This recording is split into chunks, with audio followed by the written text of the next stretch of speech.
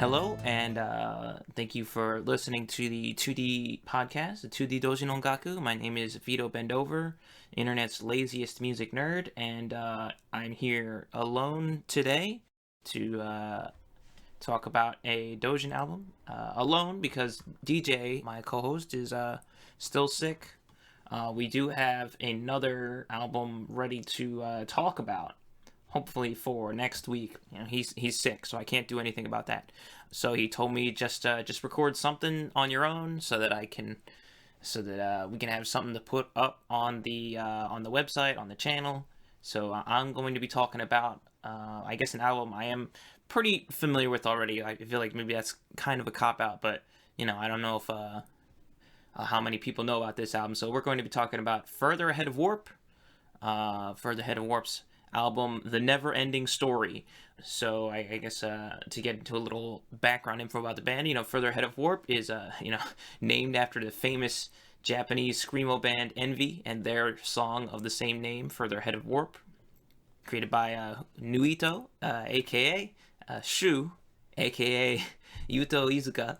Has had many, I guess not many names, but at the time of releasing this album, he went by Nuito, aka Shu. That's the name in the credits, but I have always referred to him as Shu because not only did I not know how to read those kanji originally back in 2013, but Shu, I could read Shu, and it was just easier to say. So he's at this point, I believe he's dropped the Nuito name and he's going by Shu, and Yuto Izuka for his new project, which I'll talk about in a little bit. But Further Ahead of Warp was created, I guess, near the middle or end of 2010, and this was, right around the time Foreground Eclipse was releasing their, maybe this is going a little bit far, but what I would say within at least the Toho arrangement scene, to say that with air quotes, the scene, genre-defining first albums. 2010 saw the release of both Wishes Hidden in the Foreground Noises and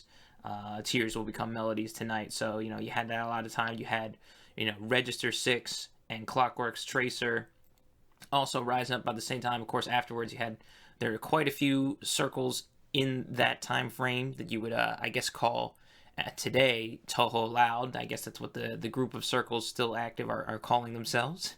Of course, you had Draw the Emotional around this time as well, starting to release their own, Yu starting to release his own Toho albums. As far as Further Ahead of Warp, taking inspiration from, not only his contemporaries, but also, of course, what was popular at the time, I guess, in music, and in, I guess, rock music at large. This was probably maybe the height of, melodic metalcore, screamo, what you would what some, I guess, maybe this is rude to say, but casual listeners would just call screamo, even though you might refer to screamo more like scrams or like true I'm saying this with air quotes, it was a true screamo.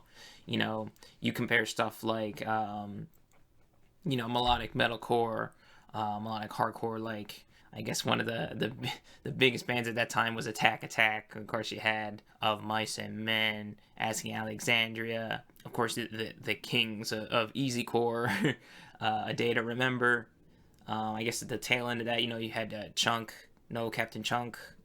I guess at the end of that, but around that time, like late 2000s, early 2010s, that scene is, I guess, to me, it seemed like it was at its peak. So, you had a lot of Toho circles also experimenting in that sound. Even Foreground Eclipse themselves moved away from, I guess, their emo, screamo roots when Suzori when Suzori left the band, left the circle, and Tedo started doing his own arrangements. And, of course, he's a big fan of that metalcore sound. So that's why there's a big shift in 2011's Foreground Eclipse album. But anyway, that's getting a little far away from that.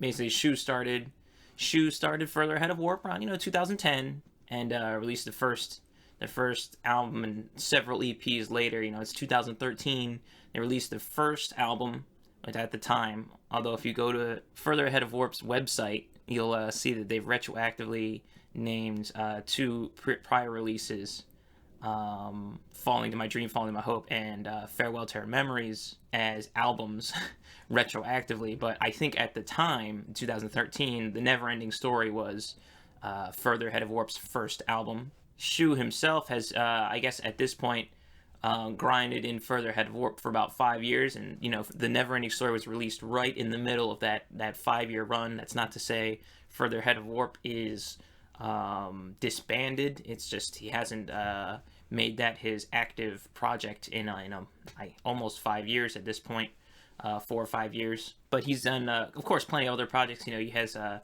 guess, I don't know if he still uses his name, but the side project Spiritus for a Schoolgirl, which is where he would do pop punk arrangements of Idol Master songs. I think they even played a few live shows, which that'd be pretty fun to see. Of course, he plays a support guitar in the hardcore, metalcore circle Imperial Circus Dead Decadence, and played live support for Clockwork's Tracer when they were more active. I think he and Yapan, the leader of Clockwork's Tracer, are good friends. And right now, it seems like his main project is a band called Emanola, which is I guess a real quote unquote real band. It's probably still what you consider Doujin Ongaku at this point. They're not signed to a label or anything, but that's just like super heavy metal. I don't know if you'd call it like deathcore. It's definitely still like metalcore inspired. So he's player in that band. I think he created or one of the founding members of that band. Also looking at his Twitter recently, he's floating around the idea of a new original emo pop punk band, doujin band. He's looking for female vocalists to sing lead for that, so I'm looking forward to that as well. But anyway, let's get to talking a little bit more about the album. That was about Shu himself, and I guess the scene for the time. It's about 2013. Like I said, when he released his album, I think it was Reitai Sai 10. I don't know if Shu remembers this, but after Reitai Sai 10, when it was released, I actually messaged him on Twitter, and I asked him if he would send me a CD, and I PayPal'd him, and he sent me a CD, and that was a really nice gesture. He didn't have to do that. I was just like literally a random person on Twitter from America. So I don't know if he remembers this, but it's very nice of him to take the time and even do that, because I know how much of a pain it is to mail out CDs. I had just recently started doing Toho arrangements at that time as well. Releasing, I released my first songs in Reitai Sai 10, and that was cool that he, did that. So let's see. So Shu always only made like 200 copies of his CDs. That's why his @ handle on Twitter is 200 copies, for at least for his otaku account, his doujin account. But this album is the first time I guess he pressed more than like 500 or something, because I know he did for Secret Words EP. Looks like he did a second press of that, and I think the first one was like 300. But basically, that's I just thought it was funny that his Twitter handle is 200 copies, because he only made like 200 copies of his EPs.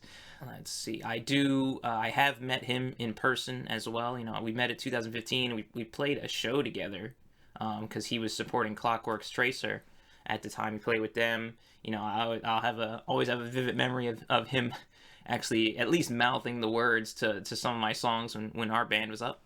But we've never actually like hung out.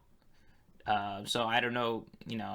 I don't know if he would consider me a friend. I don't know how far that goes, but we're definitely acquainted. So with that context in mind, I don't know if I'm still going to be, what's the word? Not like biased or whatever, but just so you sort of know like the context from where I'm coming from as far as my relationship with Shu. This album, I think, is it's nowhere near perfect. And I'll get into a little more detail about that. I think my main problem with the album overall is the production of it, how it actually sounds. But this album is great. It's more hardcore punk, pop punk, emo, rather than the metalcore screamo that I sort of mentioned previously. That really was it seemed to be really popular during that time frame. Like I said, late 2000s, early 2010s. But Further Ahead of Warp was still associated a lot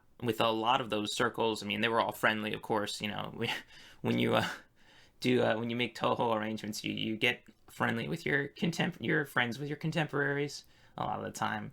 And Further Ahead of Warp was definitely, I guess, lumped together with a lot of those circles. Like I mentioned, Clockwork Tracer, DHS.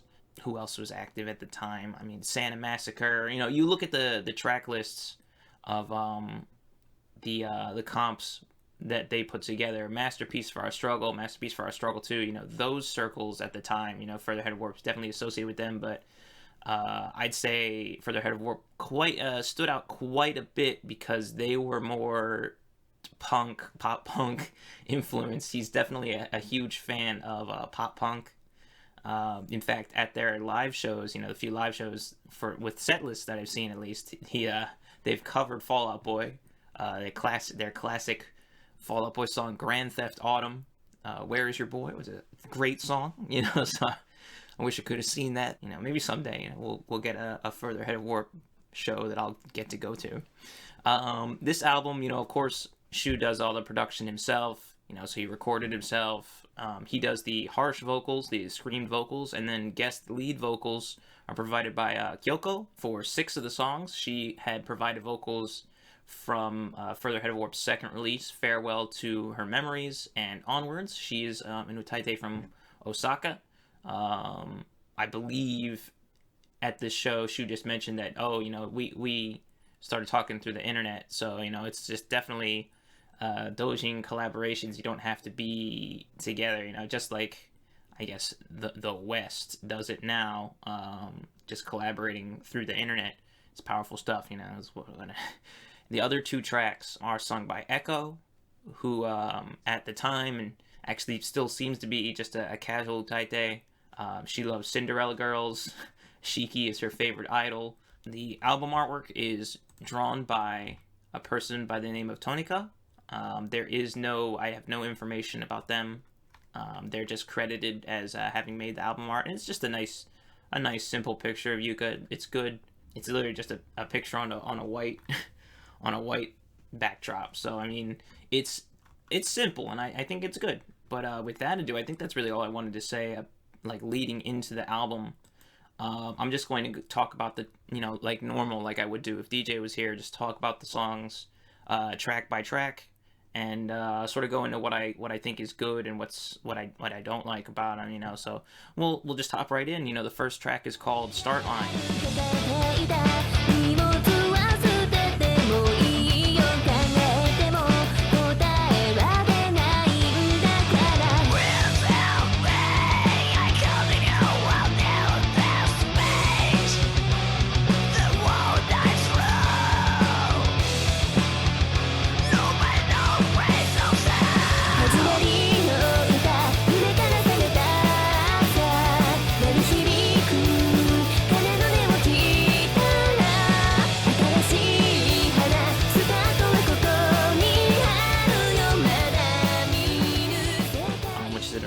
Of Gensokyo Past and Present Flowerland from Phantasmagoria, which is a game I always kind of like forget exists.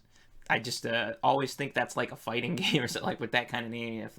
But anyway, this song is great. I love this song. It's a great way to start the album. It's a great pop punk song in general. Let's see. From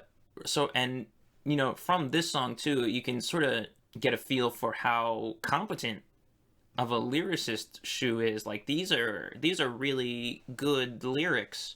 How did I put? I've put this before, and this is how I feel. Like if the song is catchy, then maybe knowing more about the lyrics is going to help the song, I guess, be more memorable to me. But the song was already catchy in the first place. I already liked it in the first place. If a song isn't like memorable or catchy to me, then why would I bother to look up the lyrics? And I'll say right now, I translated these songs around 5 years ago. I had 4 or 5 years ago I've translated the whole album, so I'll link to that in the description as well, just a way to look at all the Further Ahead of Warp songs I translated.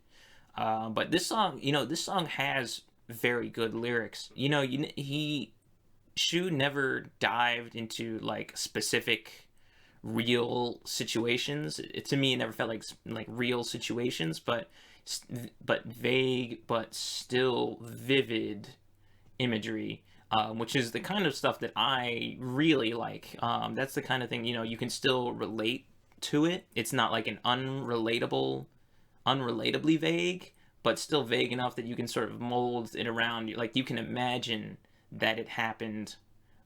You can imagine sort of the feelings you go through. It's very emotional in that way. All of his English lyrics too. You know, I'm a fan of I guess ESL, English Second Language lyricists, because I think they think in English differently than I do. So it's interesting to see, you know, even if the grammatically they're not, the lyrics aren't always you know grammatically correct. The imagery is so different from what a person with who has English as their first language would write. It's so, you know, when like the lyrics, I guess I can go into specifics about the English lyrics. It's like, no, he starts like, nobody knows the place of start right at the beginning. It's like that's such an awkward way to phrase, you know, like no one knows where to begin. Like no one knows how to start, you know, their day, or how to start like a new project or reached a new goal. You know, like nobody knows the place of start.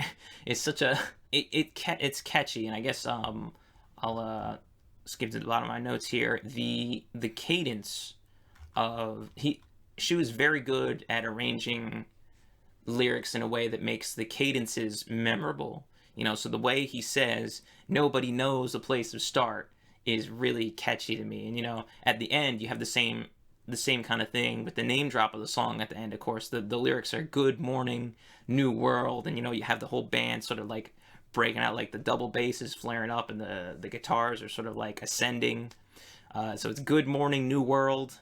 Where do you want to go today? The start line is here, and it's not the start line, it's just start line is here. So it's just like, it's not perfectly you know, English based anyway. It's not perfectly grammatically correct, but it's still, the cadence is just so memorable, and the performance is just so memorable, and the thought, you know, it's an open-ended thought. You know, where do you want to go today? Because you know, the lyrics themselves are based around the idea of that, like every day is a new day, it's a new world, it's a new chance to sort of become better than the last day. You know, you'd have a positive attitude. You know, it starts with the life is, you know, it's full of confusion. Nobody knows the place to start.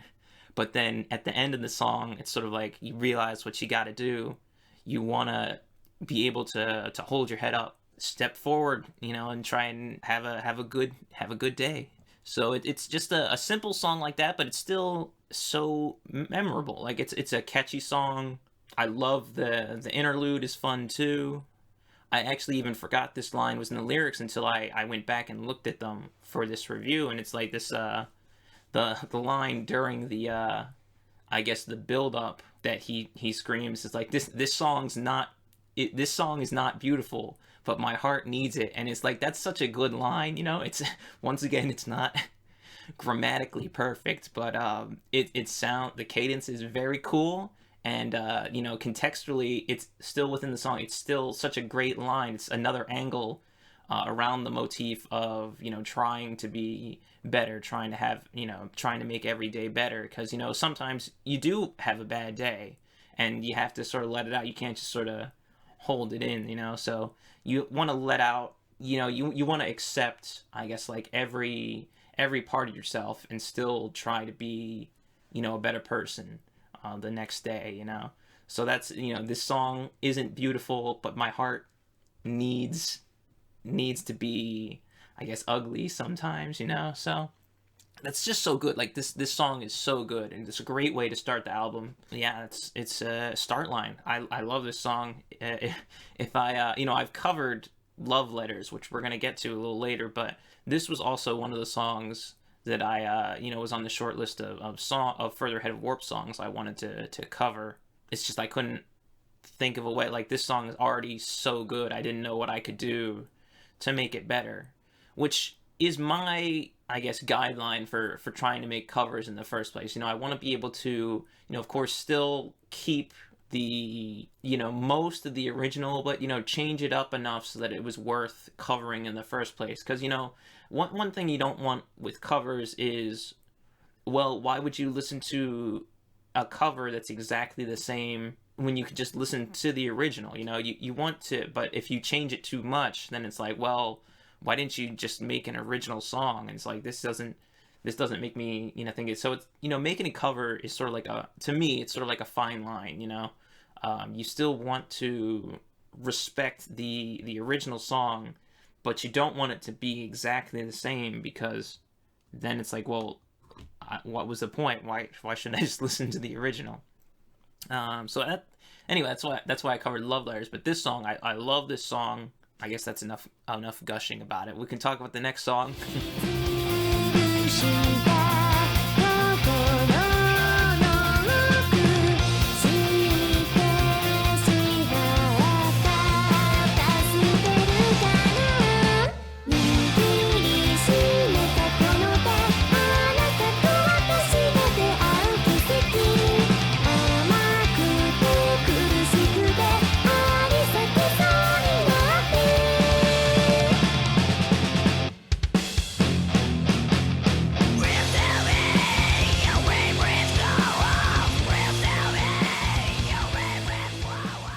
It's called "I'm So Happy," which of course is an arrangement of UN Owen. It's classic UN Owen, baby. So this track and "White Snow" from later in this album were released as a preview single about the month before at M3 Spring, which that may have been the first time I heard of Further Ahead of Warp.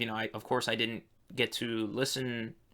Well, maybe I did. It may have been uploaded, but eventually when I had Shu send me, this album, the Never Ending Story, I also had him send me a copy of this, the Happiness EP, because I love the album art so much. It's a great illustration, and I have a copy of Happiness EP, even though both songs on that EP are on this album.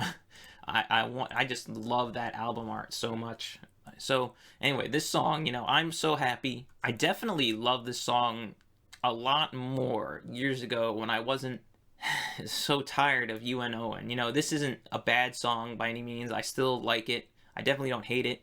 And it's actually another simple pop punk song, which it feels like in Toho arrangement, there's not a lot of like true fun pop punk. Most punk Toho arrangements usually lean more towards hardcore punk, mellowcore, melodic hardcore, instead of just straight up pop punk. So like this, having a fun UNO and pop punk arrangement it's fun. I love the first breakdown because I really like the repetition of the lyrics where it's just like, please tell me your favorite color, please tell me, like the repetition is fun. So I love the little woo right before the guitar solo. When I guess it comes after the bridge where he's like, "I'm so happy," and then there's a little woo. You can sort of hear it in the background right before the guitar solo comes in. So I just like, it's a fun song. It's definitely not my favorite. I don't think it ever was.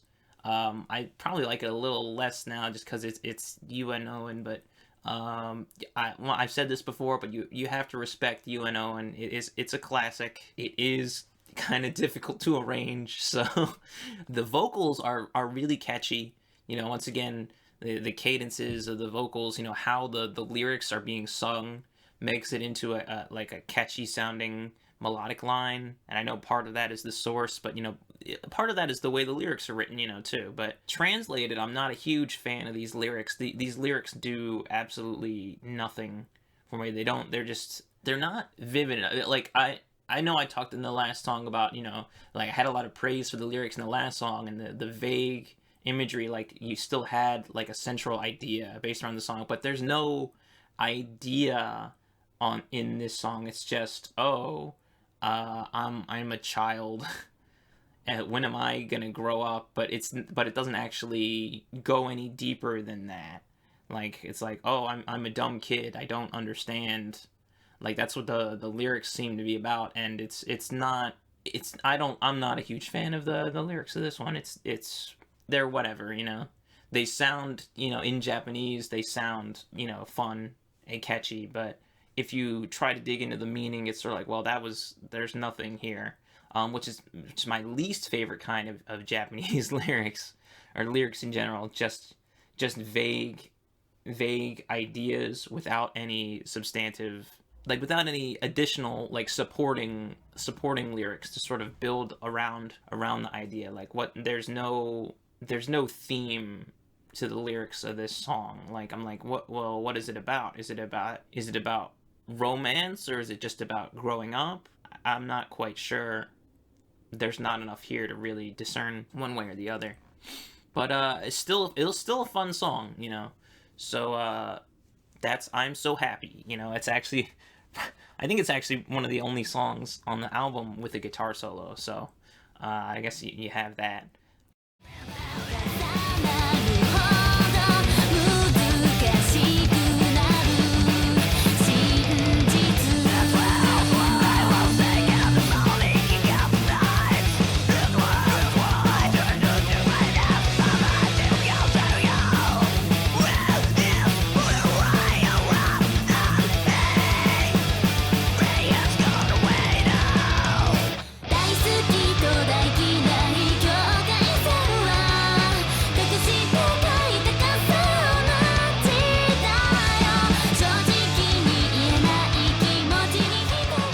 The next song is Between Love and Hate, which is an arrangement of Mary the Magician from Ghostly Field Club, you know, one of the Zune original soundtracks. And, you know, this song definitely mixes in a lot more of a melodic hardcore punk than the last two. You have that classic beat, that do-bat, do-bat, do-bat, do-bat, you know. The song's chorus is probably the high point of the song. It's extremely catchy, not only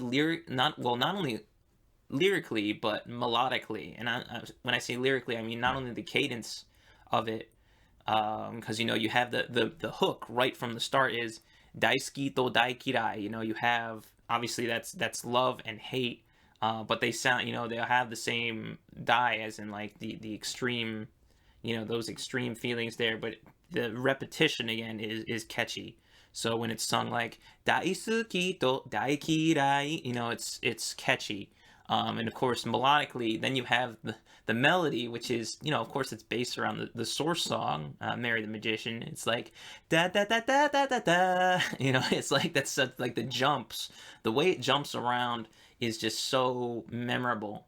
And Echo does sing this song. It's just once again, it's the cadence, the way the lyrics are fit into that melody, just makes it really catchy. I actually listened to the source song for the first time while writing these notes, and you know, the original Mary the Magician is just so moody. So it's always fun seeing how freeing Toho arrangement actually is, where you take this extremely dour, this extremely moody original song, and you just make this fun hardcore punk, hardcore pop punk arrangement.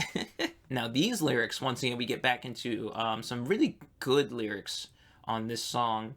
They're still vague, but they're a little more, there's still more built up around them. You know, you have that vivid imagery and the solid motifs. You know, what is the difference? What's the boundary, I guess, is the literal lyric interpretation. But, you know, what is the difference between love and hate, and being unable to express your real feelings to someone, like how you actually feel about someone? I guess you might call this like tsundere, you know, kind of song, but like it's that, you know, in more general terms, like that kind of idea is being, you know, thoroughly explored in different situations, like within this one song, you know. So I love the first scream vocals that come in, you know, I think after the first verse, first or second verse, is the call and response of truth words, which is, you know, like literally what he's saying truth words, and then in the back, truth word. You know, it's so fun, because you know what they say, repetition legitimizes. It's just a fun call and response.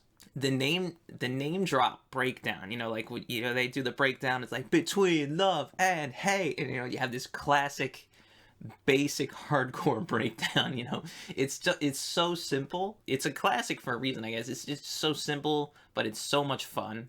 I think this and the next song, which I'll talk about in a moment, but I think these breakdowns probably suffer the most from the production. So I guess I'll talk a little bit about that. I mentioned at the very beginning, it's the one thing that I am not a huge fan of. I think that's actually probably the worst aspect of this album is its production, which if you listen to, his release, his big release prior to this was the Secret Words EP, which was like 6 songs. The production sounds miles ahead of what he was doing on that EP. However, this album is still just super, like the problem is the guitars and the bass mostly. I have problems with the drums too, but it's mostly the guitar and the bass, the way they're mixed. The bass is extremely quiet. It's almost inaudible, but it's there, but it could have served to have been pushed up a little more forward in the mix, just to back the guitars, because as it stands, this guitar tone sounds really thin, and I think a part of that is the lack of the bass. That there's not a lot of it feels like he didn't put a lot of distortion or a lot of overdrive. Like he could have served to put a little more, I guess, punch, like a little more attack into this guitar tone. Make it stand out a little bit more, especially during the breakdowns. It really would have helped to make the album sound crisper. Like you listen to, and I'll call back to that, the Fall Out Boy song, Grand Theft Autumn, that came on their first quote unquote major album, Take This to Your Grave. You listen to the mixes on Take This to Your Grave, and some might say it's unfair to compare Dojin mixes, Dojin ongaku, to like major label records, but you should be using references in your mixes all the time. You should be trying to sound as much as use that as sort of like, okay, this is what I want to sound like. Let me just compare this, and so you compare this with that album by Fall Out Boy, and it's just like the guitars are just so much thicker. They're more up front, they're, I guess the bass word is they're louder. The guitars are louder, but the tones sound more distorted, more overdriven too. And I feel like it could have served better on this album to have more of that kind of classic overdriven guitar tone, instead of what we have here, because there is definitely some, but it just sounds super thin. And like I said, part of that I think is lack of bass presence, but the tone itself for the guitars is not great. It is serviceable, and you can tell what the intent was, and it's still fun to headbang with his breakdown, but I feel like that's probably the biggest downfall, the biggest mark against this album being amazing, but yeah, that's Between Love and Hate. Fun, very fun song. For me, definitely one of the catchiest songs on the album. Like the Mary the Magician line for the chorus is just so catchy. Just randomly, I even years after this album's come out, I've still randomly, it's like, oh, I'm thinking about Between Love and Hate again.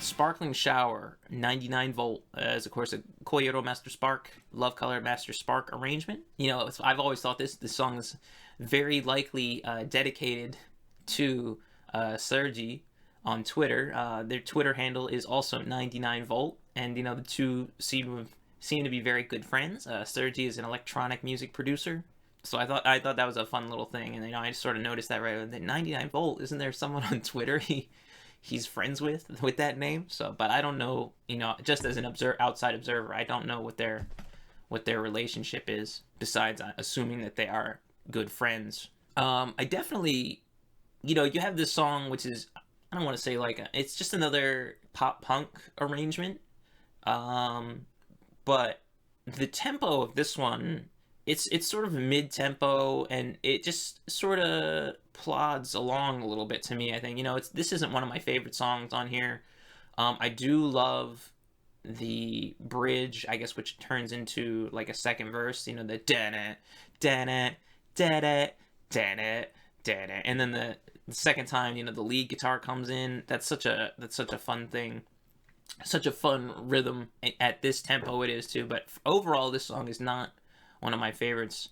The lyrics, I like the main idea behind the lyrics. Wanting to continue being friends, even if you fight sometimes or after you've had a fight. And I love the screamed lyrics during the build-up. But like I mentioned in the last song, I think this is one of the songs that suffers the most from the production.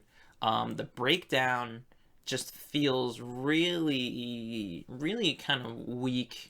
And, the group vocals are also not really, I guess, a point for this album, because the way they're performed just feels like they're kind of like, what are you thinking? It's kind of like there's no emotion, there's no force, being put into that performance there. So I don't know if he just recorded himself multiple times, or if he did have other people come in and just say, what are you thinking now?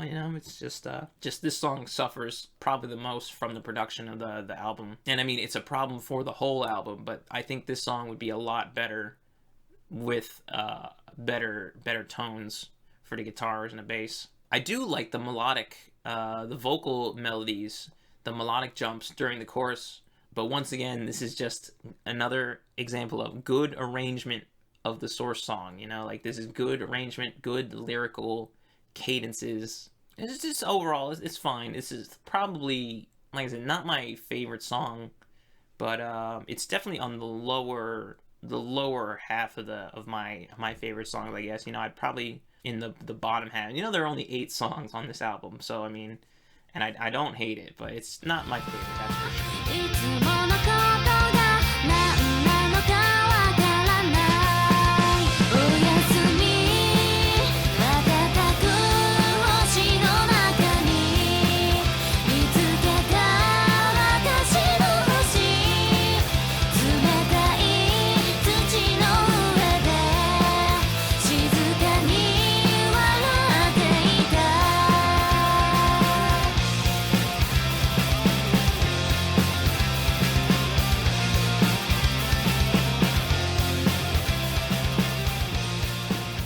Next, we have White Snow, which is Tomboyish Girl in Love arrangement. We have the Cherno songs coming up. Compared to the, I always thought this was interesting, compared to the EP version, the Happiness EP version this first appeared on, he added a scream right in the beginning, which is fun. I like that, actually. Just adding the yo, screamed out yo right at the beginning. This is a very, very, very simple pop punk arrangement. That is carried by its lyrics. It's already very catchy without knowing the lyrics, but the lyrics are really good, really emotional.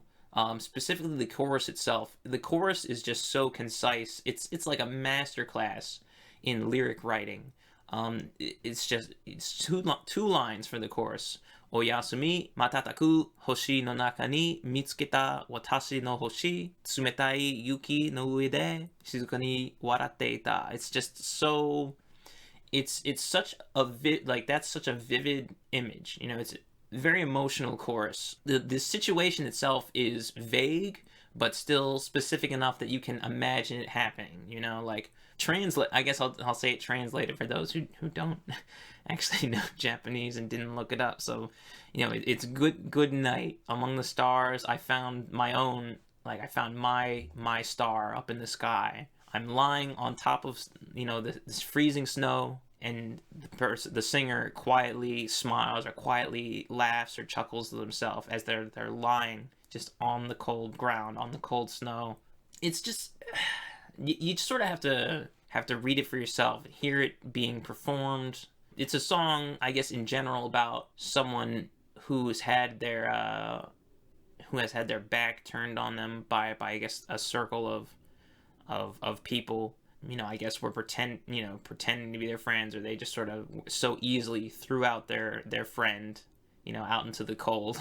It's such a catchy song to start with, and then you have these emotional lyrics. This is really one of I'd say one of the highlights. Definitely one of my favorite songs on this album, along with Startline, and just another example of how you don't have to make a song like super complicated to make a good song. This song is like literally like 3 or 4 chords over and over.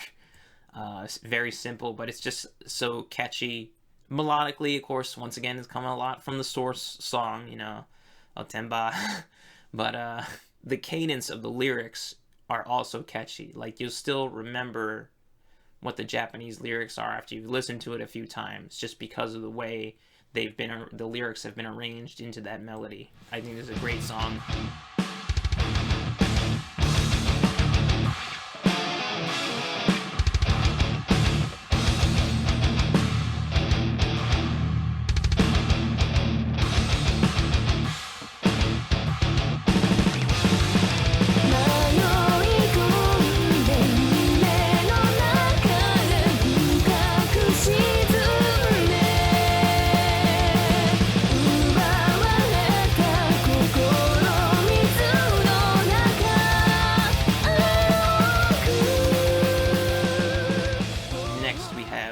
Deep Blue, which is a Lunate Elf also from Scarlet Devil. It's the stage 2 song, the song that I guess would come in the game right before the previous song, which was Otemba, which is the stage 2 boss, so this is Lunate Elf, which is stage 2. This song is actually straight up going for a full-on hardcore song. It's always been my least favorite song on the album, and I mean, it still is. I don't hate it. And in fact, I definitely respect its placement on this album, because I do not hate it. It's the one I like the least on this album, and it definitely helps to, I guess, differentiate between the many pop punk songs on this album. So you have like the 1 or 2 hardcore songs. So it's I think having it on this album is great, just to help break up all the pop punk songs there, break up the monotony of listening to a pop punk album. This song, to me, if you're reading the lyrics while you're listening, this to me is an example of the lyrics being vague, but without any vivid expressions in the lyrics. It's just words just words being said, without anything actually being expressed. That does sort of leave it open to like individual interpretation. Is it a song about putting someone out of their misery? Or is it about dealing with, a close friend's depression and how it affects those around them? But I would prefer maybe just a little bit more specification, because right now it's like I had to sort of grasp I just made those 2 up. I don't actually know if that's what the song's about. And I sort of had to grasp even for those kind of interpretations. I prefer just a little bit more specific imagery, because like the lyrics here are just they're just whatever. I do really like how Kyoko sings the Aoku during the chorus. Aoku. That's really a catchy, memorable part of this song. That's actually really all I have to say about it.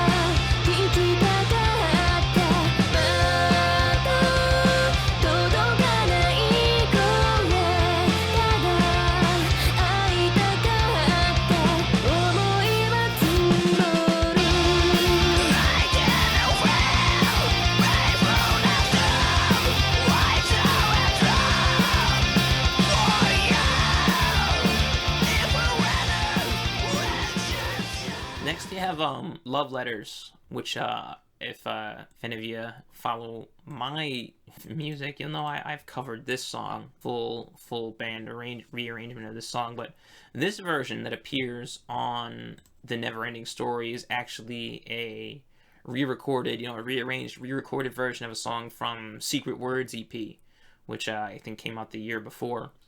You can compare the two directly, and this version sounds like infinitely better production-wise. Like, it really just goes to show, the more you do something, the better you get, and you learn quicker if you just keep doing stuff, because this album version sounds like infinitely better. But I've already talked about it, but infinitely better still isn't really enough. Like, he could have done what? Well, you can't really say. I was gonna say he could have done more, but I can't really say that. If this was his level of production skill, or the tools he had available at the time when he made it, that's fine. I think that's just a weak point of this album in general, and I do think he's gotten better, especially like guitar tones and stuff. Like, if you listen to Further Ahead of Warp's next album, you hear the quality of the mixing of the tones is just so much better. But here, even though this is better than the EP that the original version of Love Letters was on, it still suffers from the same stuff I talked about: quiet bass, thin guitars. I mean, and this song is an arrangement of Nuclear Fusion. The lyrics, once again, are really good. Once again, it's a simple, short chorus. Another masterclass in simple but catchy choruses. I guess the lyrics in general is like your voice.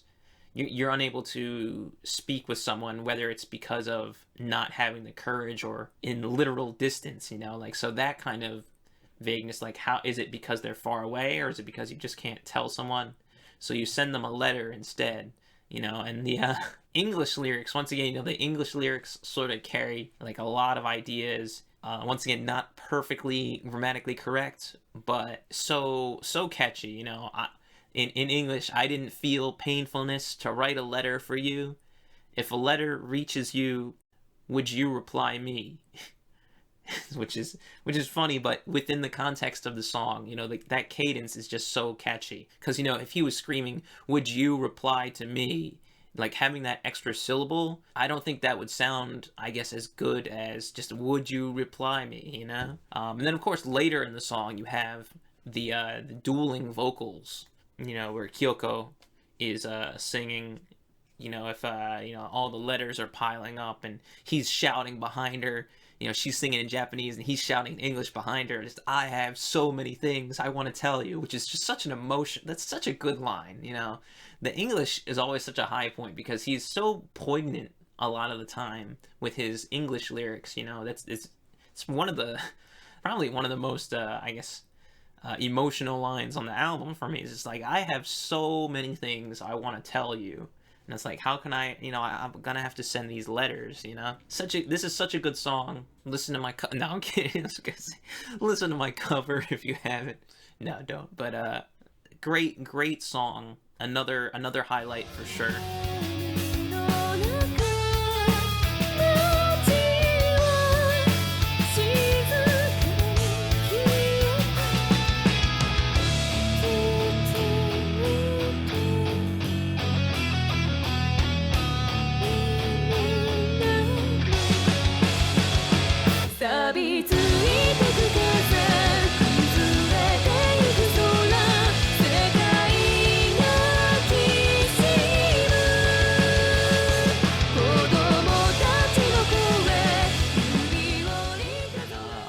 We have the last song on the album.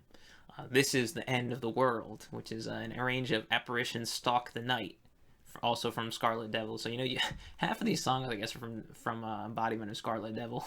I'm looking at it, which is it's fine. Scarlet Devil's got a lot of catchy songs. I love the start off right off with like you're in minor key, and he's just sort of he's not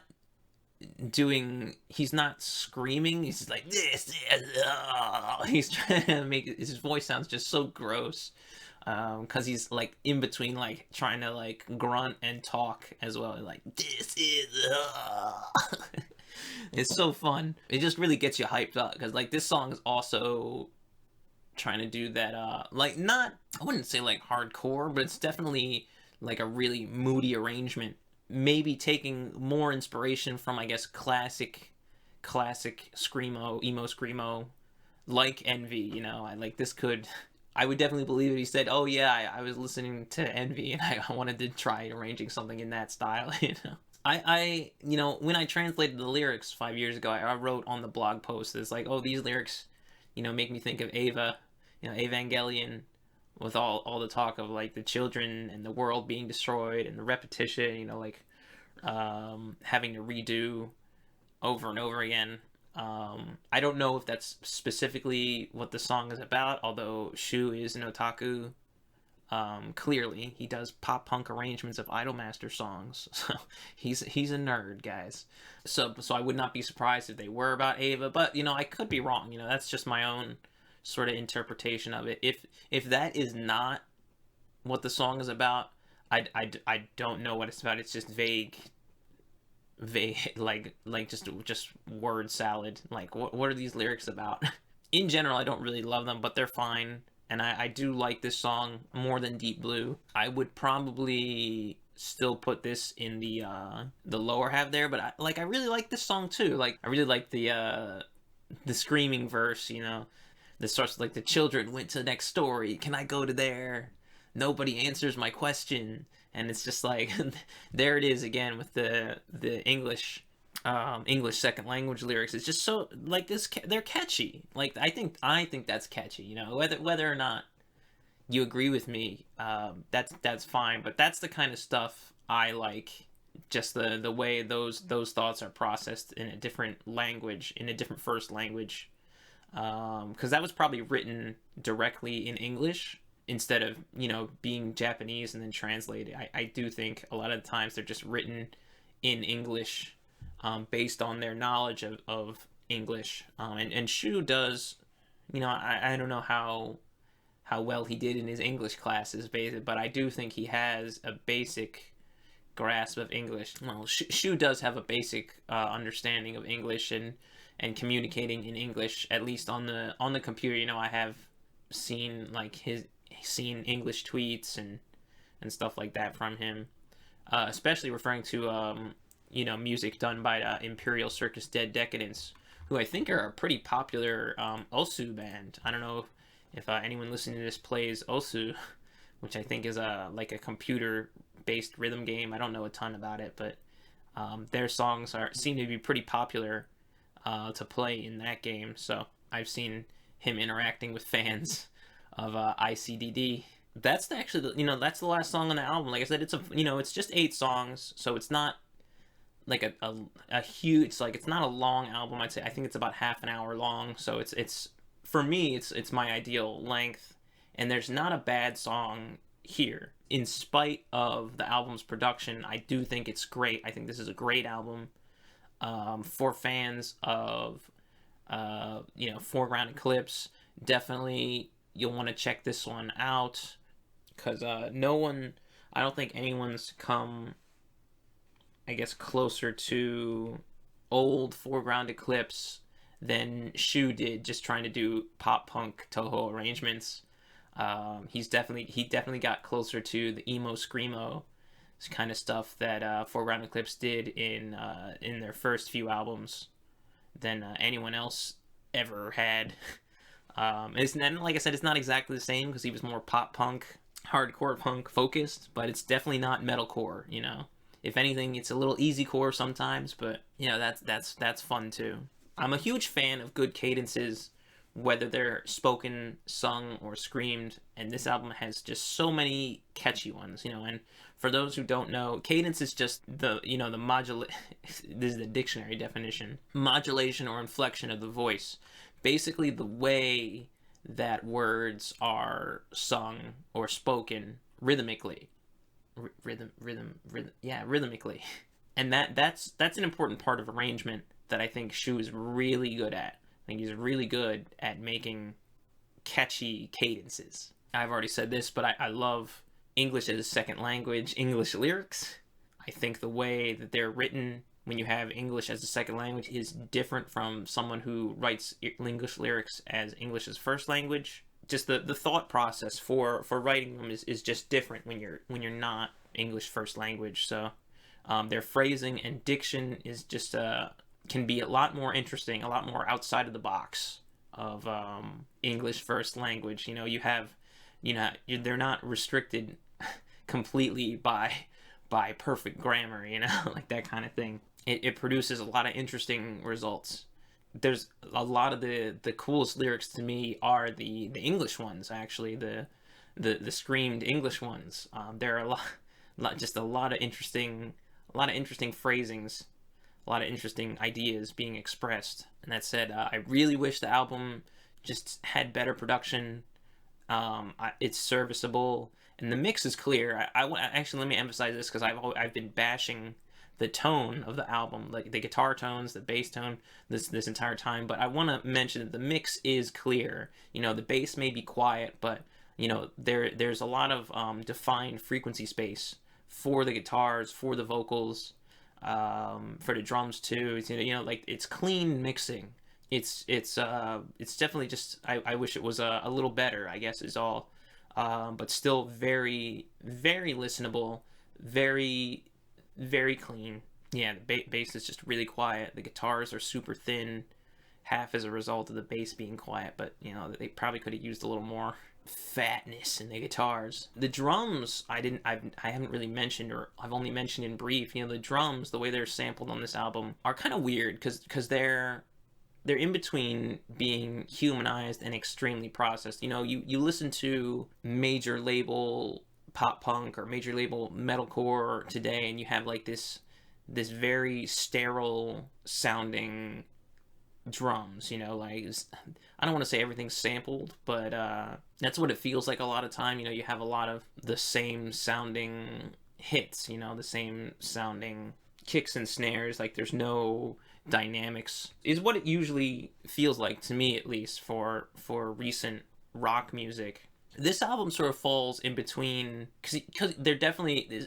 the drums are sampled. No one played drums on this album, but it doesn't feel like they're humanized, but it also doesn't feel like they were extremely processed either. And I feel like that's just sort of, I don't want to say like half-assing it, but definitely feels like maybe just whatever samples he were using were just like dropped in there, but he didn't do too much processing on them to make them sort of like his own sound. Once again, if you listen to the following album, which is Sleeping in Perfect Blue, you listen to that album, the production all around is miles above this album.